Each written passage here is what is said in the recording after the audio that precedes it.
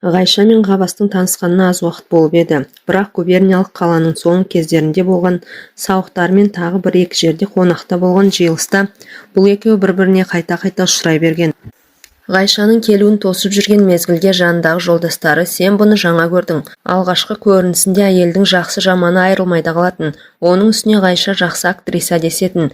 Бірақ есіңе салғанымыз, бұл үлкен романға героиня болуға татымайды. Одан бергіңді қазақтың баласысың ғой, өзің де білерсің" дескен.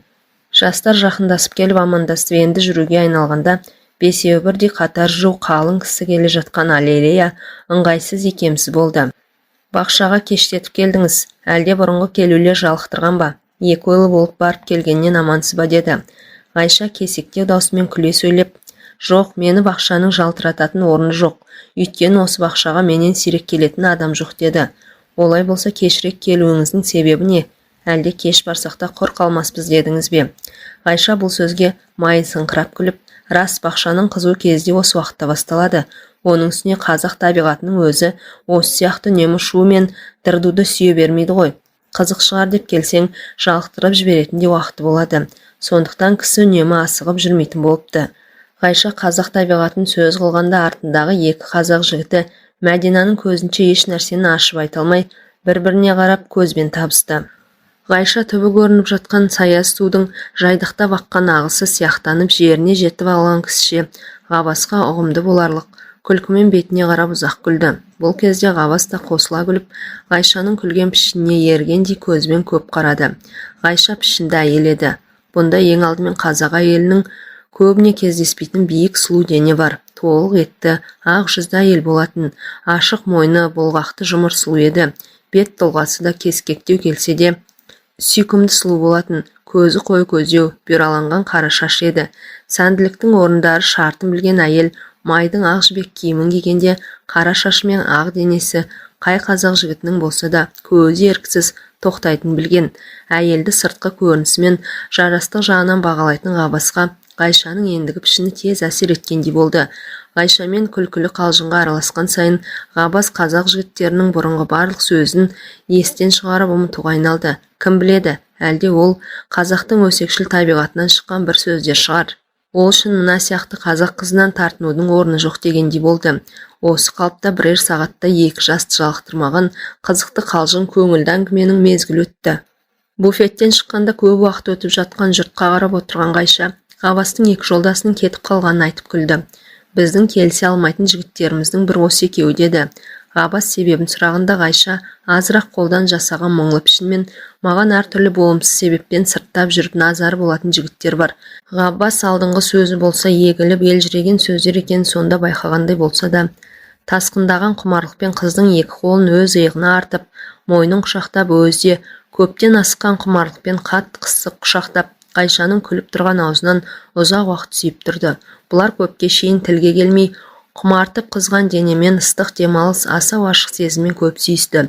Жастар бойын буған құмарлықтың толқынынан босағанда түн ортасынан ауып қалып еді. Сол көлеңкелі күңгірт Аллеяда әлі де шыққан жоқ.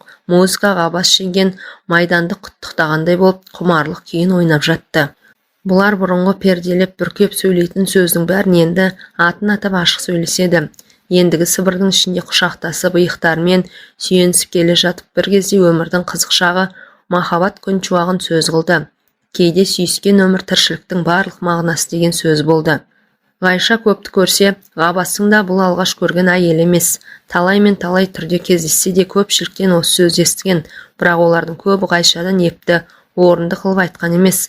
Ғайша әншейіндегі көп әйелде айтса, Ғаббас та дағдылы бір жауапты бере салар еді. Бұл Ғайшадан тілегі бітіп, құмарына қанып болғандықтан емес, Ғайшаны шындап байқап ойланып көріп, сәл баға берсек болған мақсатынан туып еді. Ғайша есті сөз, сұлу пішін, сезімді сұлу дене, ыстық құшақ, ұзақ сүйісімен Ғаббастың бұрынғы жеңіл бағалайтын әйелдерінен көп артық көп маңызды сияқтанып еді. Бұлардың әңгімесі алғашқы сүйіс уақытынан бастап бір уақыт қызулы сабыр күйінен солғындырған жоқ еді. Кейде бірін-бірі тартқан сезім бұлардың әңгімесін үзіп кетеді. Арада 5 күн өтті. Бақшада болған күннен соң 3 күндей Ғаббас Ғайшаның пәтеріне айтқан уақытынан қалмай келіп тұрған. Ол соңғы келгенде ертең тағы келмек болып кетіп еді, бірақ ол күні келген жоқ. Кеше болмаса бүгін келуіне қисын деді. Ғайша кеш болуға айналғаннан бері қарай өз бөлмесінде жақсы көрген жігітін күтіп отырды. Бүгін де бұрынғы келетін мезгілінен өтіп барады. Кеш батқанына бір талай болды. Жақсы жиылған кішкене үйдің іші қараңғыланып келеді. Шам жағатын мезгіл де әлдеқашан болып еді. Бірақ Ғайша енді жиылған төсектің үстіне қоңыр тартқан бейуақытта мұңлы оймен сарылған кісідей болып ғабасты күтіп жатты.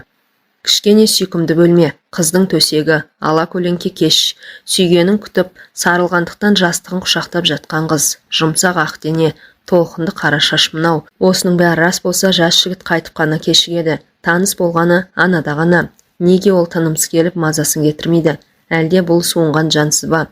Әлде бұл да қызыл гүлді жұлып алғанша ғана қызығын алған соң бір иіскеп тастай ма? Әттең қазақтың салқын көңілді суық жігіт-ай, жүрегінде от сезімнің лапылы жоқ.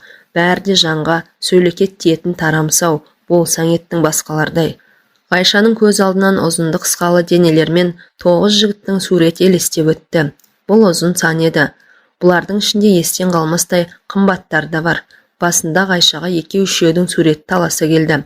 Өткен күннің елесі қазіргі көңілін әбден жеңіп болмаған жас әйел қайсысына тоқтарын анықтап, таңдай алмай тұрғанда олардың бәрін кейін шегергендей болып, бір салқын ой келді. Ол ой әлде сол күнә сұмдығынан ба, солар үшін бұл күйге ұшырадым ғой. Әйтпесе қазақтың талай қара қызы тегін тауып кетіп жатыр. Мен әрі оқығанмын, әрі бәрінен артықпын. Неге әлі күнге күйеуім жоқ? Әуелі ең алғашқысы, ол кезде Ғайша гимназияның 3-ші я 4-ші класында еді. Жасы 14-15 шамасында болатын. Онда бүгінгіден әлдеқайда сұлу, әлдеқайда ажарлы еді. Жас жүректің қомағайлығымен өмір сусынын ғана жұталмай, асығып діріл қағып алдынан белгісіз қызық күтетін. Ондағы қиялы мен бітімсіз зор тілегі келешектегі күндерден ертегінің алтынды сарайларын, күміс бәйтерек, күміс бұлақтарын тілейтін. Тұрған пәтері бай татардың үйі еді. Ғайша тұрған үйде ол үйдің жақыны татардың бір бала жігіті болатын. Оның жасы 16-17-де. Ол гимназияда оқиды. Жасына қарай Ғайшадан бірер класс ілгері болатын. Өз сұлу денелі, қызыл жүзді, қара бұйра шашты, қара көзді өте сүйкімді жас жігіт еді. Бұлар бірер айдай бірге тұрған, сабаққа бірге барып, қайтарда бірге қайтып жүретін. Жас жігіттің аты Ғазиз еді. Ол сезімі нәзік жігіт, аз ұялшақтығы болатын. Көп замандай Ғазиз ішіне мұңлы сұлу жасырынғандай болып үнемдей қорғанып күрсініп жүретін. Бір күні бүгінгідей бір қоңыр кеште ала көлеңкеде екі жас Ғайшаның бөлмесінде көңілді әңгімелесіп отырып, аяғында ойын арасында бір нәрсеге таласып алысқан. Екеуі оңаша үйдің ішінде жүгіріп, бірі қашып, бірі қуып, дауыстап ойнап жүріп, аяғында Ғазиздің әлділігін қылып, Ғайшаны төсектің жанына келгенде белінен құшақтап әкеліп жыққан.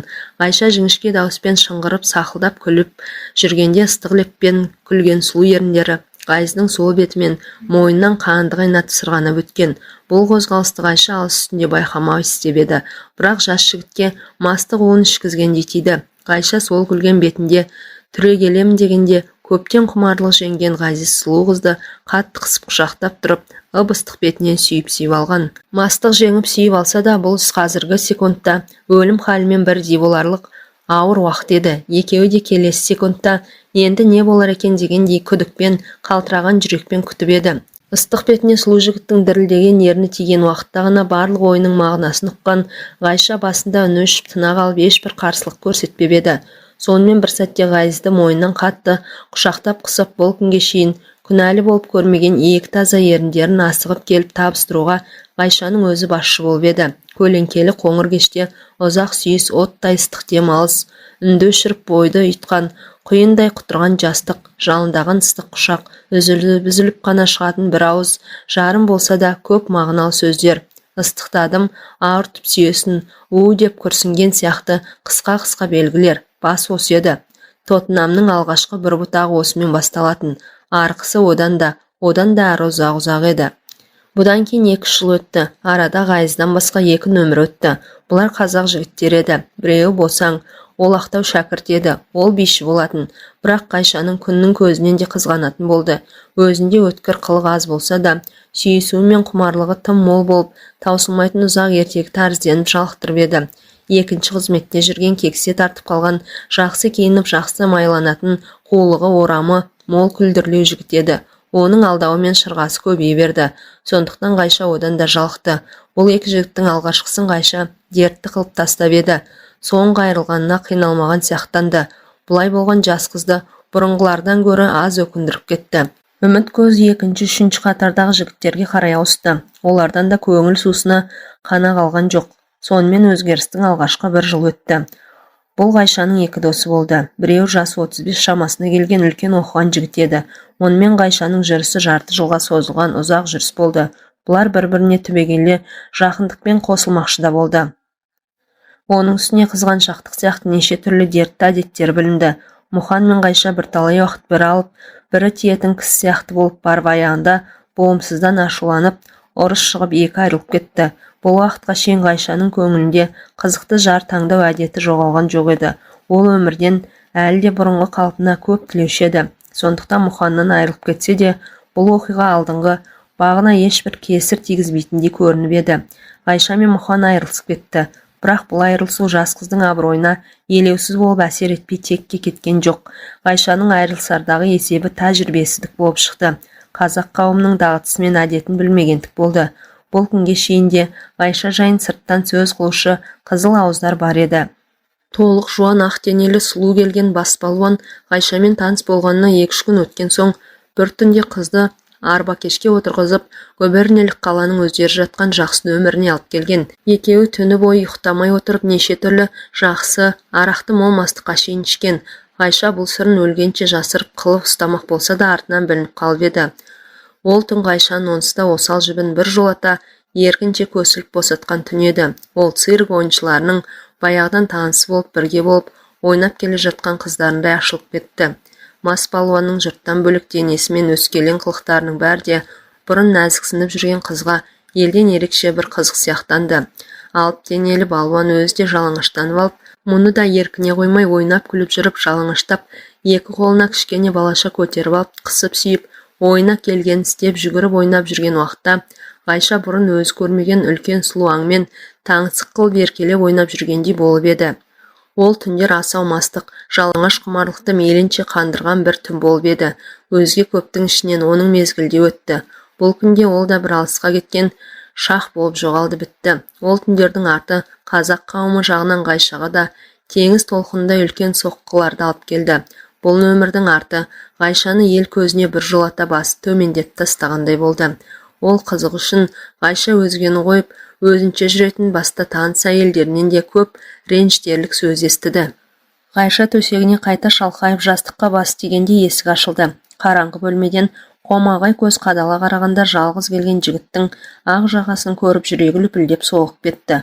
Бұл жаңылған жоқ еді. Келген Ғаббас екен.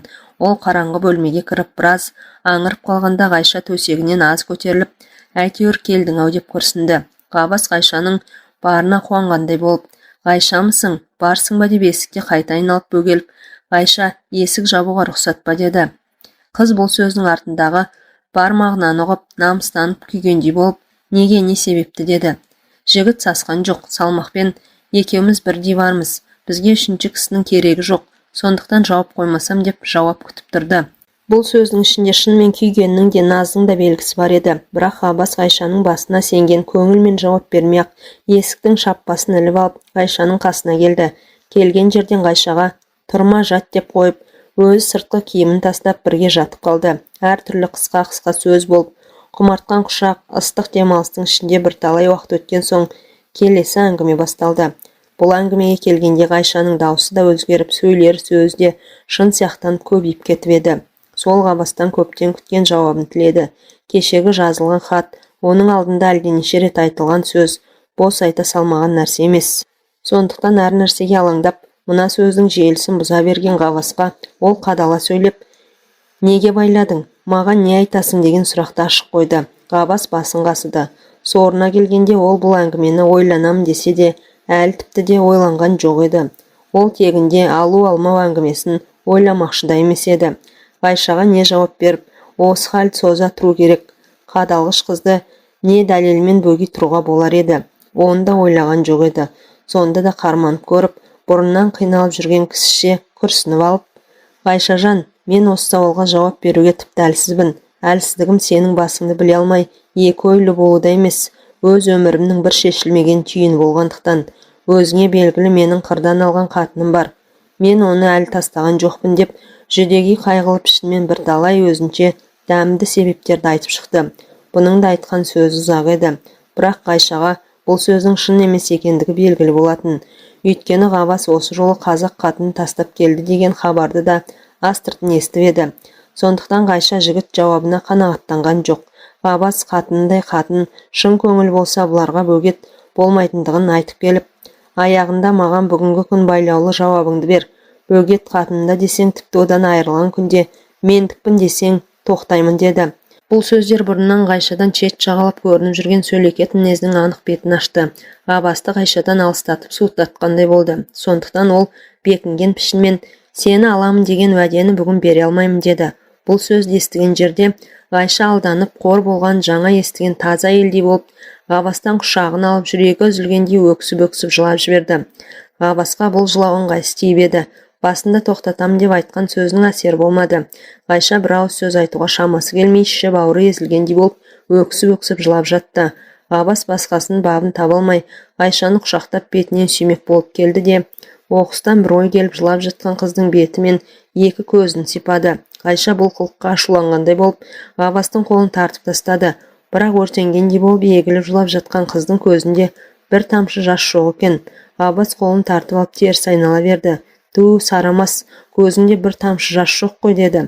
Ғайшаның өзі болып, жаман ұсталған жер осы еді. Ол дауысы қолдан жасағандай өзгертіп, «Мен жылағанда көзімнен жас шықпайтын әдетім» деді. Ғаббас тұрып киініп жатып, «Рас айтасың, қайғың үлкен болғасын сүйтесің ғой» деді. Бұдан әрі екеуінде де сөз болған жоқ. Жас жігіт киініп болған соң қош деп шығып кетті. Не дерін білмей төсегіне жабысып тас болып қатқан қалпында Ғайша қала берді. Ғаббастың бүгінгі мінездері Ғайшаны әбден торықтырды. Енді Ғаббастың қайта айналып келуі екіталай. Жас жігіт есікті жауып шығып кетіп бара жатқан уақытта Ғайша ішінен ақырғы рет «Сенен де айырылдым ба? Қош» дегендей болып қала берді. Бұл ақырғы үміті болатын. Ең соңғы сенген адам осы еді. Ғаббас бір жолата Ғайшаны көрмей кетпес-ау. Шынымен ақ барлық қызық күткен өмір осындай дал болып қаңғып қалуымен өткені ме? Өмір бойы кімге кездессе де ылғи тарқап кеткен базардың соңына ілінумен өткен ме? Өмір базарында Ғайшаның сыбағасы ылғи ақырғы перденің қайғылы халдің ойыншысы болып өту ме?